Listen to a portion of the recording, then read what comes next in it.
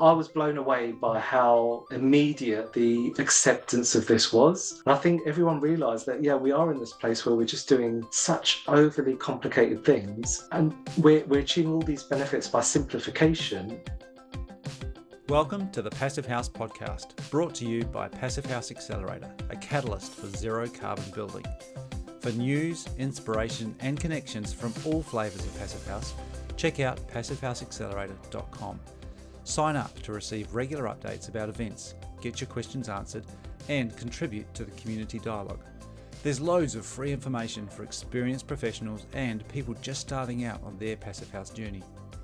We hope to see you at one of our weekly Passive House Accelerator live webinars. In the meantime, here's this week's Passive House podcast.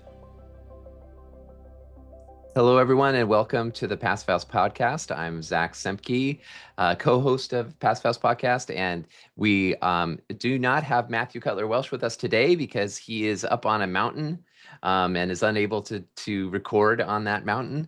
But we're very happy to have Mary James here, co-host with Passive House podcast, to join us today. How are you, Mary? I'm great, clinging on to the last bits of summer, enjoying it. Yeah. I feel that way too. It's actually a little warm right now, but I know that in a week when fall has started, which looks like it's going to be the case in Seattle, I will be pining away for the heat.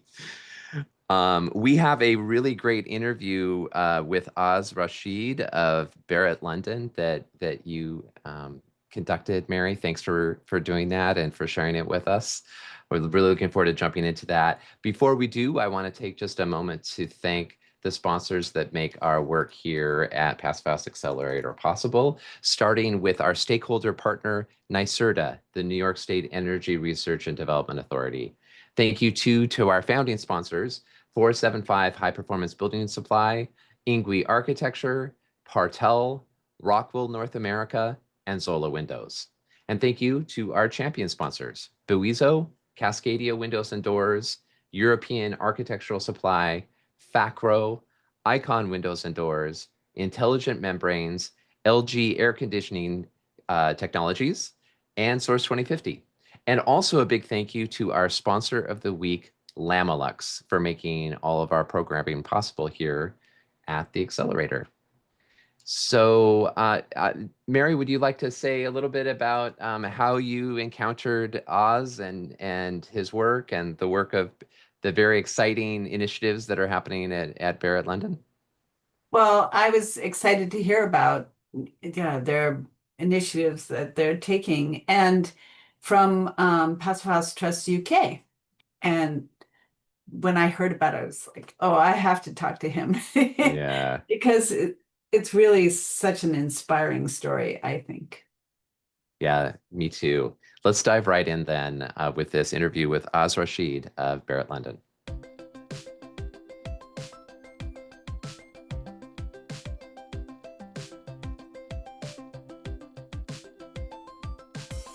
Welcome to the Passive House podcast. I'm Mary James, and I'm here with Rashid, Barratt London's head of design. Welcome. Thank you very much, Mary, and thanks for having me. Yeah, pleasure to be here. Well, it's very exciting to talk with you, but for many of our listeners, probably Barratt London is not familiar. Could you please give us a little background about Barratt London? What's the focus of its business and how long it's been in existence? Yeah, sure. So Barratt London is actually a trading name under the umbrella of the Barrett Redrow brand, and there are many divisions across the UK. So we're a national house builder, but the Barratt London is the arm of the Barrett Redrow group that work predominantly within the confines of the London boundary.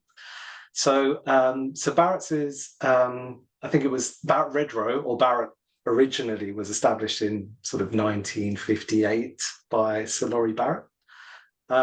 It's since sort of grown to the UK's largest house builder, but Barratt London has been in existence for about 40 years, and we focus really on very large scale, tend to be quite large scale, very complicated mixed use residential-led sort of master plans and placemaking.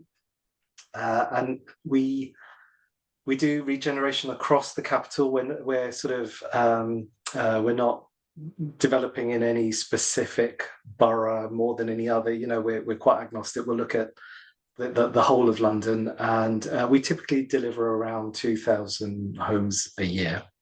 And yeah, that's it. That's it in a nutshell. So that's a big number for a city that I'm sure is mostly built out already and has been for quite a while. So how do you manage to build 2,000 homes a year? So you're doing, or I guess, could you tell me like what the scale of an individual development would be?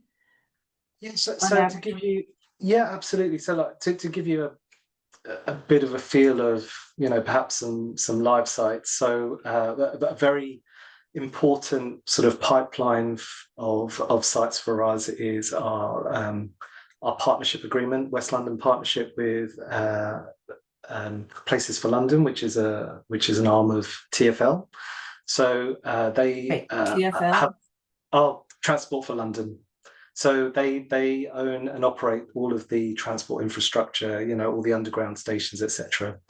So every station has typically got a car park associated with it historically. So there are many stations, and so all of the West London stations, we have a partnership agreement to sort of work our way through sort of identifying opportunities through that partnership and developing those sites out. So just to give you an example, you know, there's three actually I can tell you about. Wembley Park, just right next to Wembley Station, is quite a significant scheme there, about 450 homes. Bollow Lane, again, a very equivalent sized development, a sequence of towers running along the railway in Ealing, and we've just submitted an application for another next to station development in High Barnet. That's about 284 homes, I think. You know, I'm kind of doing this a little bit from memory, but I think that's about right. So that'll give you a bit of a flavour for the sort of schemes that are coming through that partnership agreement, and some really exciting schemes, you know, really high PTEL ratings. But unfortunately, with it comes the constraints of working next to railway infrastructure, things like noise, pollution, and, you know, heavily constrained sites with easements and all sorts that you'd expect working next to railway infrastructure. But then we're also doing quite a large redevelopment of called Eastman Village in Harrow. That's about 2,000 homes. In Hayes Village, we've got 1,500 homes, which is the old Nestle factory. So, you know, we tend to, you know, people tend to think that London is very dense. It is becoming dense, but we tend to focus on brownfield development, so which is, you know, reusing old sites and reimagining them. So there's lots of land arrangements that happen, and bids that come through various agents that we compete for on the open market, but they tend to be quite significant in scale. Typically, we won't go below sort of 200 homes. Our sweet spot's probably 500 plus, and we always seem to have a few at the sort of 1,000 unit plus scale as well. You know, at the moment, I think we've got 3 of that scale actually actively being built, but more on the drawing board. Great. And speaking of drawing board, so your role there at Barratt London as head of design, you're very involved in assessing these sites, correct? And can you just talk a little bit about what you do there in your background? Yeah, sure. So I've been at Barratt London for nearly 2 decades now. So when I first joined, I joined transitioning from an architectural background anyway. So I worked in architectural practice for about a decade, working predominantly on residential schemes for other developers, actually including Barratt London. And so the transition was quite an easy one. I guess you could say like all my training was very much like geared towards in this field of residential, high density residential. So so in the last sort of 20 years, really, I've tended to work very much at the front end of the development cycle. Here we've got rebirth work stages. I'm not sure if you're familiar with those, but the Royal Institute of British Architects sets a number of work stages, and 0 to 3 is the territory in which we sort of assess a site, and get a planning consent. So that process happens within 0 to 3. So my focus tends to be around that area, coming up with a vision for the site, or working with, really, really talented leading architects to, come up with vision, come up with the, really try and understand what the opportunity is on that site, and to get the ultimate planning consent, so that consent can then be delivered by one of 2 Barratt London divisions, one in East and one in West. Great. And I guess it was last spring, Barratt London made a very strong commitment to Passive House, and I assume you were involved in that. And can you tell us a little bit about how you became aware of Passive House in the first place, and tell us about this pledge that Barratt London made? Yeah, so I think it all kind of stemmed from about a year and a half's worth of R&D, and it's I would say we didn't sort of set out with the ambition of becoming a Passive House developer. What we were trying to do, what my objective was anyway, was to try and understand what the future building regulations might look like. There's the we are aware that there were going to be a number of changes coming up as part of the Future Home Standard to the building regulations, things tightening up on overheating and ventilation, and there are regulatory things sort of always changing, always, it's almost like a death by 1,000 cuts, because every year there seems to be a new piece of legislation or regulation. In recent years, there's been a lot around fire, particularly since Grenfell. So we've learned that we need to really try and get ahead of all of this sort of stuff and what it really means. So as we were looking at the anticipated regulatory changes under the building regulations, where we found ourselves, business as usual for London really was what I felt was becoming really, really complicated. We were building I guess you could say, what you need to do to get building control approval, and that bar isn't that high, despite within the London plan, the ambition to go beyond building regulations, but the kind of the build quality, almost that bar isn't particularly high. So people are building quite leaky buildings, and poor detailing, poor thermal bridges, and all that kind of stuff. So so we discovered that number one, what can we do to meet future regulatory change without resorting to just keep on adding on more and more plant. So traditionally, the way the industry seems to be doing it is we'll build pretty standard buildings, building regulation compliant buildings, but then we'll bolt on an energy centre, and then now we need to do air source heat pumps, so we'll do that, and then we'll stick on PV, and then oh no, all of a sudden now we've got overheating problems because now we've got all this hot pipe work running up through buildings, and now we need to ventilate all of that. So now we need more plant to kind of ventilate all of the common areas. And all of this is more electric, more money, more complexity, more burden on our consumers. And we are aware of that. And there's certainly been, that's really been felt recently, that where, more and more to deal with overheating, people tend to just bolt on air conditioning now. And all of a sudden it's costing more because we've got to get off-site reinforcement for all of the additional energy that all of these systems use.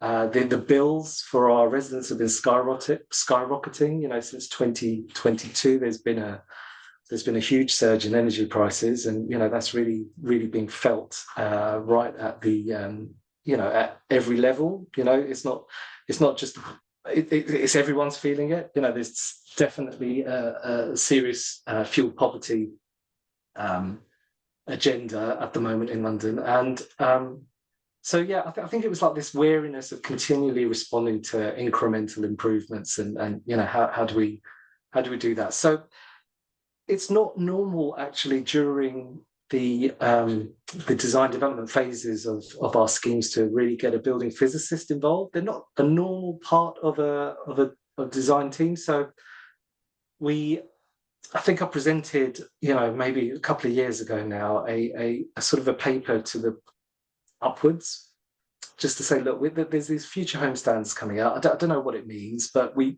better get on top of it, because we could get caught out really, really badly.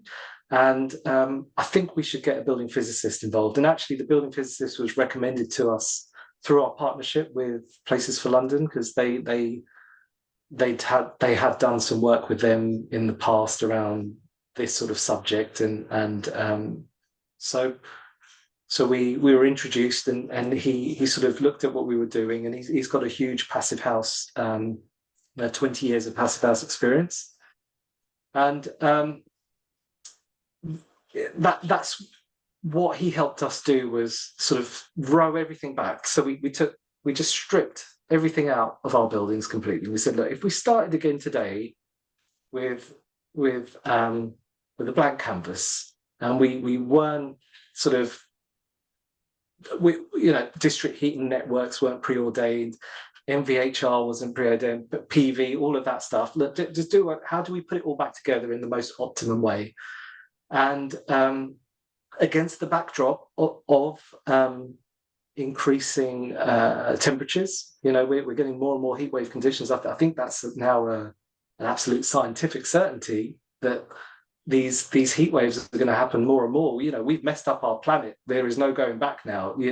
And the building regulations that we have in place today don't account for future heat wave conditions. The industry designs to a weather file that's already historic. It's like 2020. And so we said, look, here's the challenge: 2050 weather files. So we can be sure that our customers are going to have a comfortable environment. We don't want it to be commercially disastrous for us. We can't. Homes are expensive enough as it is for consumers. We want to deliver these kind of health and well-being benefits, but without the customer suffering, ultimately paying for something that we should just be doing as standard. And that kind of, when we put all of these constraints in, and we don't want our external walls, there's this kind of misconception of passive house from things like grand designs and all of that it only applies to houses. And as soon as we said passive house, people are like, oh no, your walls are going to get really thick, we're going to super insulate, you're going to have to stick hay in there or whatever. There's all these misconceptions.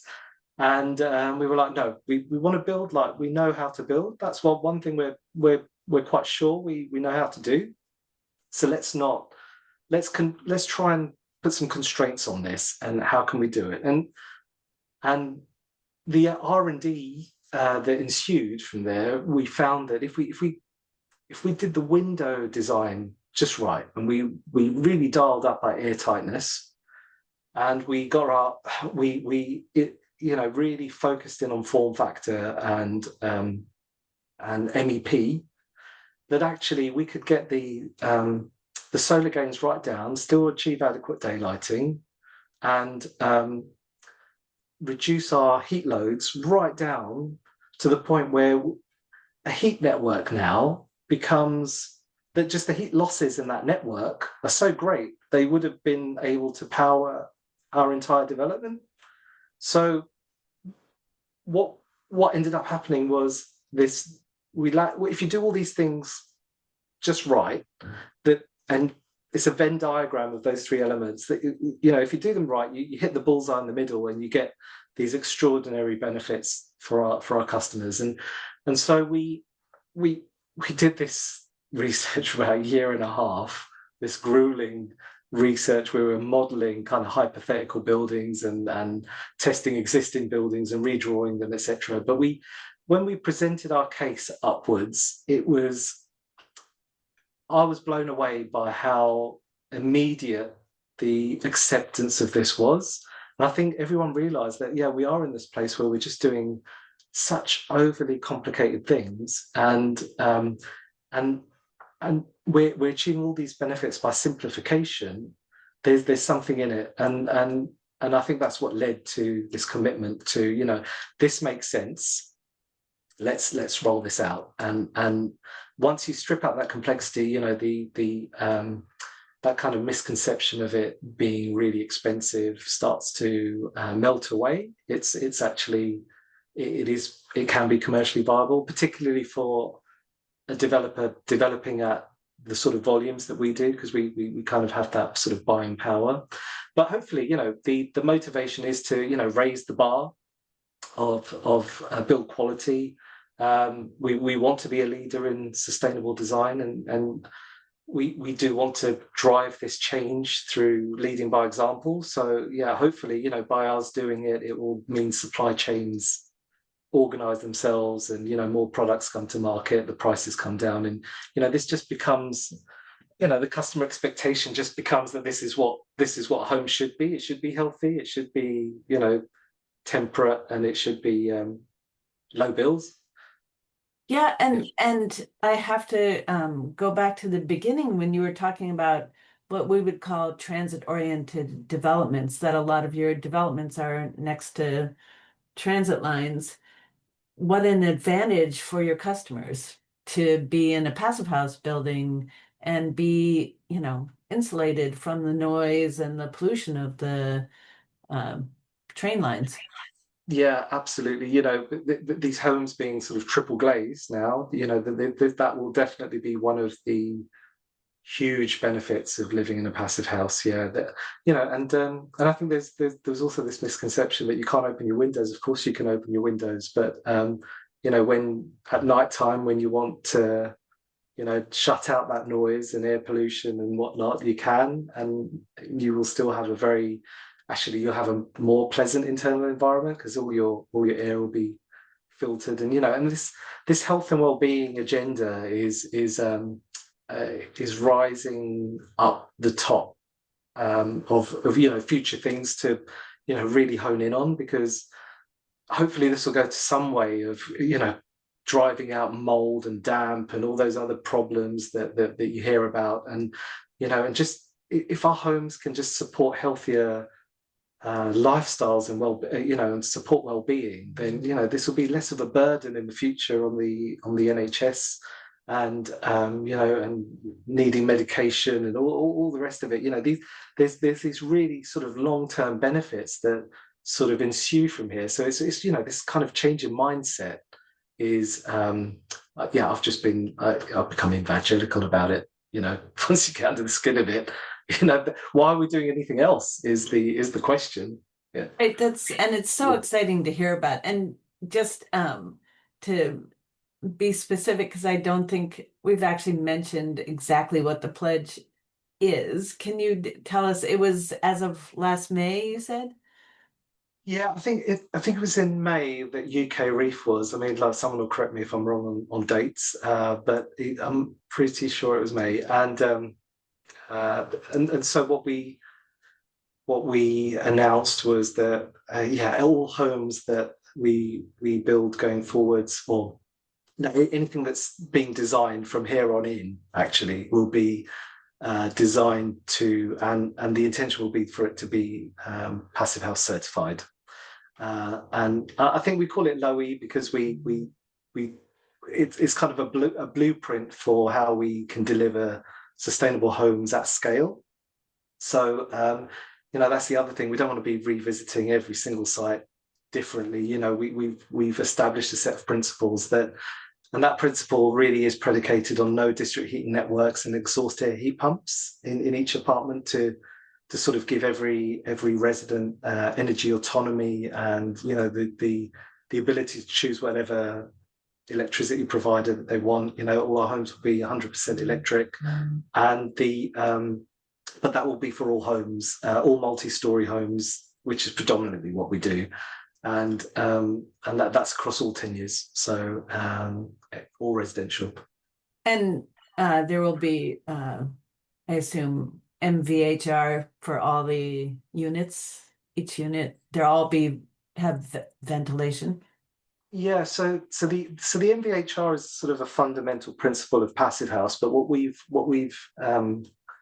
doing instead is exhaust air heat pump, which is effectively it's got an MVHR unit built into it, but it also has a hot water cylinder, and what it does is it captures all of the waste heat from your apartment and dumps it into the hot water tank. So you're getting free hot water as a result. And conversely, if temperatures get too high, it can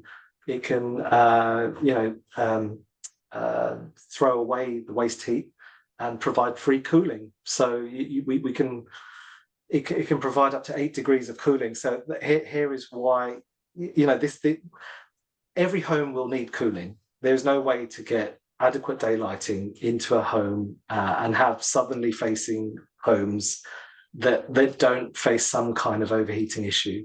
But what we've done is done it in a way where we don't need to do the air conditioning. We control the solar gains in such a way that the gains are so low that this small system can provide free cooling to your home and keep it comfortable.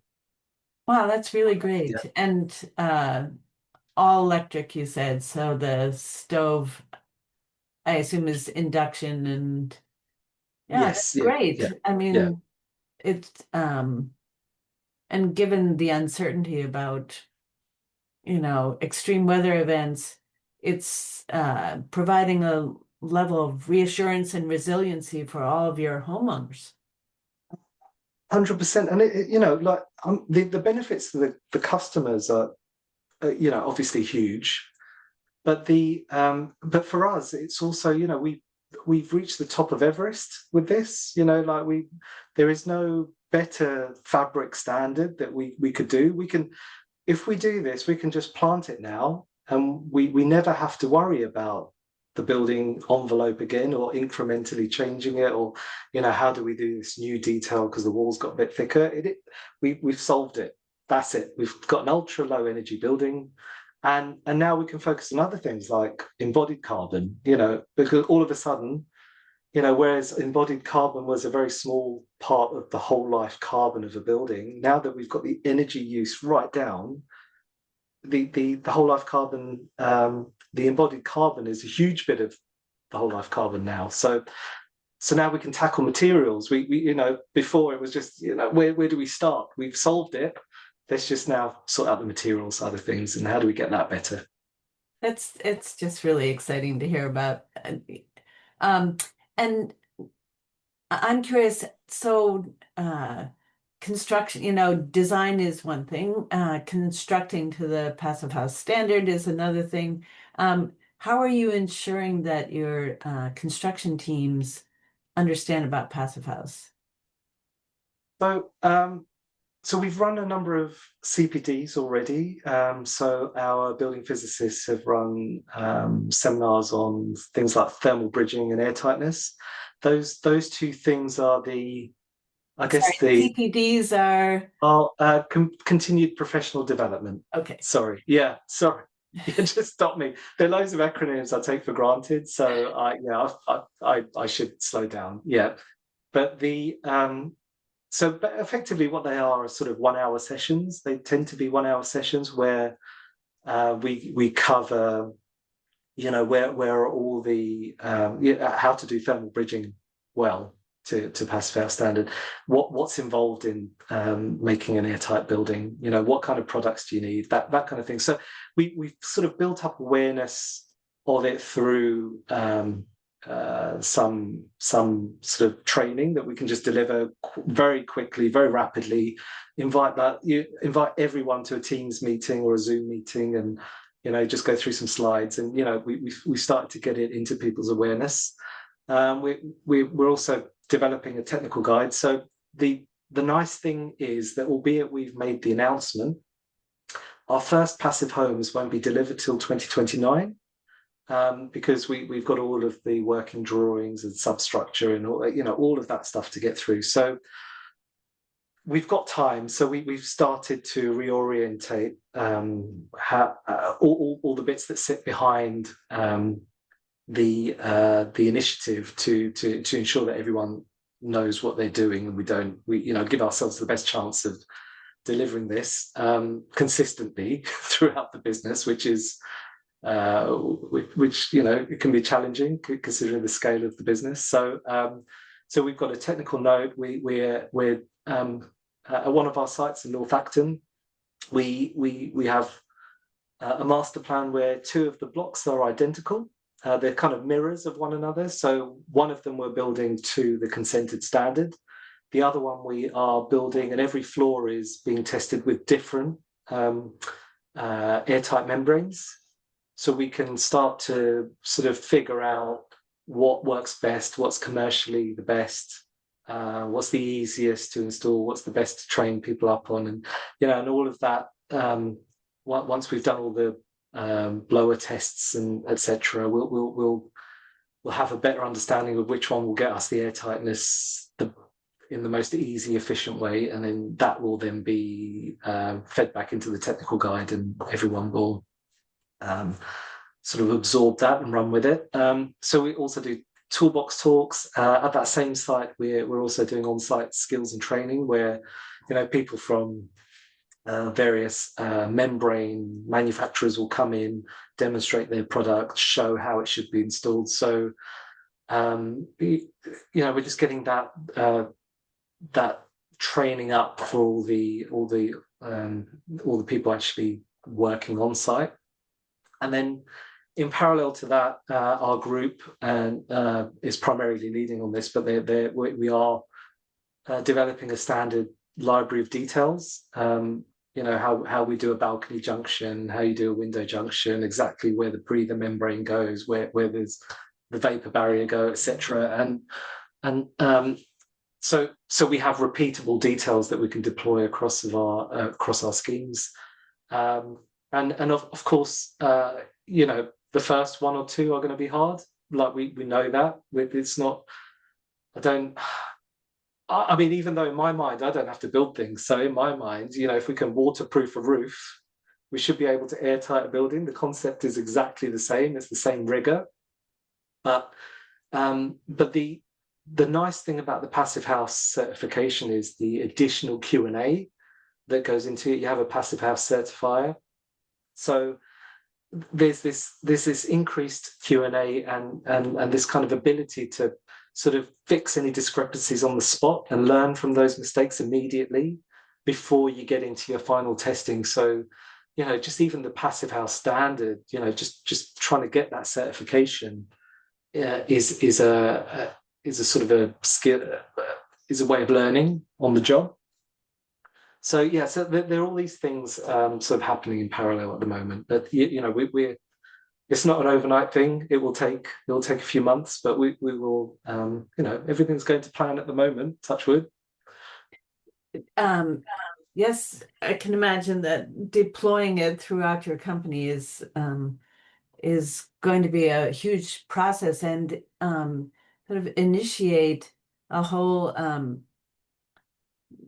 change in the larger marketplace, the larger construction industry and the supply. So that's given how large scale your developments are. So that's great. And I just wondered, at the end of the chain are the customers. How familiar are they with Passive House, do you think? And to what extent? I mean, I understand you're not going to be delivering them until 2029, but I'm just curious what your sense is of how much your customers understand the benefits that they're getting. Yeah, I think the lay person, perhaps. I mean, if you're not in the industry, you might not know, unless you've watched Grand Designs and you've seen a few, or you might have heard the term, but you don't really know what it means. I mean, I think most people, if you said Passive House, they'd be thinking of like a hobbit home built into the side of a hill or something, and I think it's incumbent on us to demystify that and to start to so this will all start with education of our sales teams, so they can then convey all the the amazing benefits, because I think once they learn that that a key benefit of this is to have a more sustainable home, which then benefits them not just in their bills but opens the door to green mortgage deals, which are typically lower interest rates. They can borrow more money potentially as well, because their running costs are lower. So banks consider that they have more disposable income, so they can lend more. So once people start to learn about that stuff, I think it will catch on, and it'll catch on quite quickly. But I think initially it's incumbent on us to really push the education piece, because it's not just about sort of making them aware so they can make a really informed decision about the kind of home they want to live in. But I mean, they will, I think, once they realize that there is a choice, and would I rather live in a normal building regs compliant home, or would I like to live in a home with all these benefits, I think very, very quickly every developer will start to change their approach, and then it will sort of go wildfire, I hope. Maybe Yes. not wildfire, bad bad analogy, but yeah. Hopefully I made my point. Yeah, maybe it'll spread like wildflowers. Wildflowers, yeah. Let's go with that. I love Well, it. Yeah. it's been so exciting talking to you. It really is. Is there a name for the development that you're first going to be rolling out? Has that been chosen? The first one that's going to be Passive House? Yeah, so the two there's two that are going to be Passive House initially, that are sort of well under they're being detailed designed through and will be under construction soon. And the first one is Bollow Lane in Ealing, so that is the one with 400-ish homes, and the second one is High Barnet, which is just under 300 homes. So but both of those we've committed to doing Passive House. I mean, it does kind of sort of all hinge on it getting approved through the planning process, because it is a bit of a departure from the London plan, which mandates that all developments that are referable should sort of link or make provision to link into a district heating network. So we are sort of departing from that, but which is unusual. But we've been encouraged, because the GLA to date, all of our conversations with them, they've been quite supportive. They understand that ultra low energy buildings connecting into district heating networks is not the best outcome.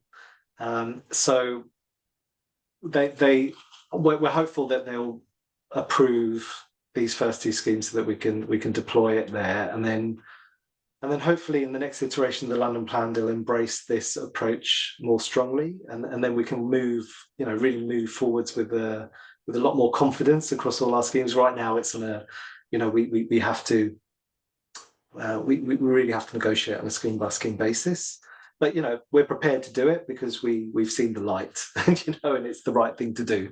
So that is one of our mantras, to get it right first time, and to do the right thing. So we're trying. So yeah, watch this space. Right. Yeah. And to live in a place where the value of passive houses would be recognized. But Well, I think the value. So in one point I forgot to mention was the value is actually when our customers realise that the resale value of their homes will be higher because they live in a passive home.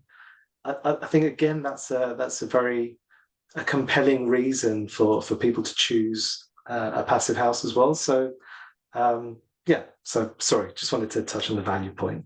right, if they'd ever want to leave. Yeah, oh yeah, that's it. Yeah, absolutely.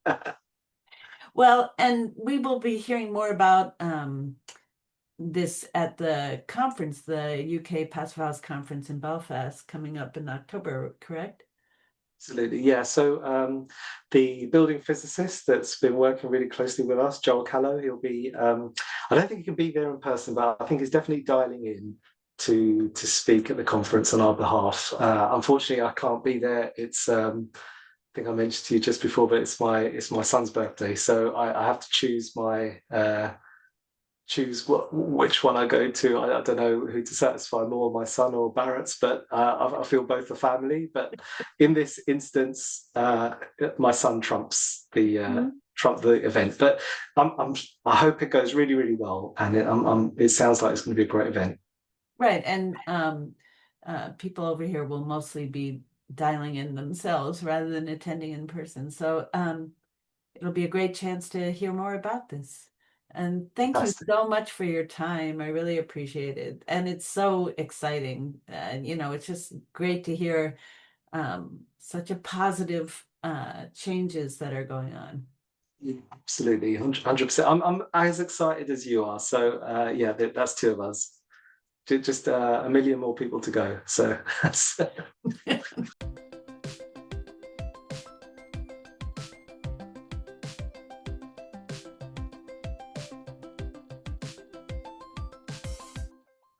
Excellent. That was Rashid and his conversation with Mary James. Mary, that was awesome. What were some of your key takeaways? Oh, there was so many. I mean, Yeah. honestly, the whole idea that you could decide to rethink your design approach, and just simplify, and then realize that passive house is your solution. Yeah. Yeah. To both meeting the building regulations now, but anticipating future regulations, plus your customer comfort, with, looking ahead to 2050 weather files. All of it is just hmm so forward thinking and inspiring. Yeah, I felt that way too. And I've heard before practitioners talk about passive house being the logical kind of conclusion to, or arrival point to uh, the journey of building science, learning about building science and thinking about how that it should be properly applied and all that kind of the logical endpoint is passive house. So there's a parallel, but it's a little bit different from this recognition of like, okay, we're stripping away the complexity, and what is the most elegant way to achieve these different goals. To have that be passive houses was a great, obviously it resonates with us, but the fact that it also is making just, I was going to say dollars and cents, but we should say pounds and shillings, I guess. A Right. sense, it just makes it, yeah, it's it's the way to build the future, right? Right. And of the present. And that, as Yeah, you that's said, right. that it's commercially viable for them. I mean, they're not the kind of company that's going to plunge ahead into something that doesn't make sense financially when they're one of the biggest home builders in the UK. And I just really was excited by him calling it just a misconception that it's really expensive. Yeah. So I appreciate that. Yeah, definitely. I also was struck by this idea that basically it's future proofing. They've future proofed now their decision around how to address the envelope. I mean, he described it as the Everest or it's like the best envelope performance approach.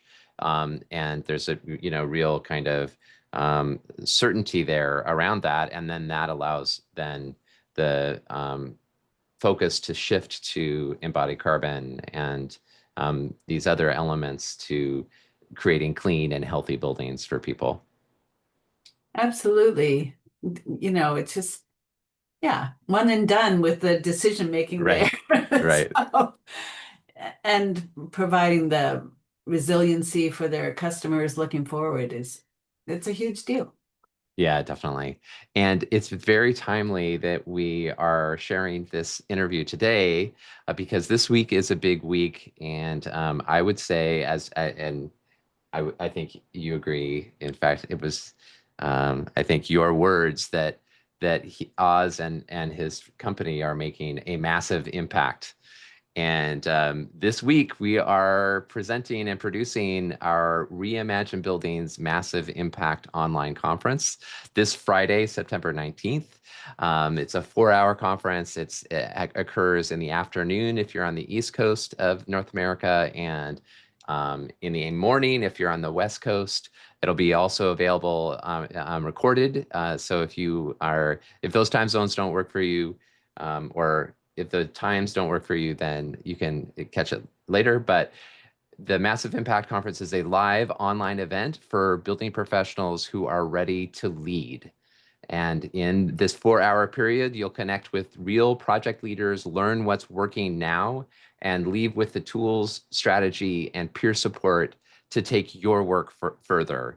And we've been, talking a lot about the idea that we need to be taking a leap, that we cannot in this time, in this moment in history, be satisfied with incremental kind of change. That I think we are called upon to leap, and we're going to be learning from other leaders who have leapt in their work and can help us make the leaps that we need to make to make the impact that I think a lot of us and who are listening and participating in this community really want to do. So we hope that you'll join us for Reimagine Buildings Massive Impact this Friday. So with that, I don't know, Mary, do you have any final parting thoughts to share before we close up? Well, just that, and after this Friday, for more continued education, if you should check out the UK Passive House Trust Conference, which can be attended either virtually or in person on October 8th. So that's also coming up. Awesome. Well, thank you, Mary. I really appreciate you bringing this to us. And thanks everybody for listening. If you haven't already, please subscribe to Passive House Podcast and write a review. Help us get the word out to new listeners. And we're eager to share the stories like this one with more and more people. Thank you.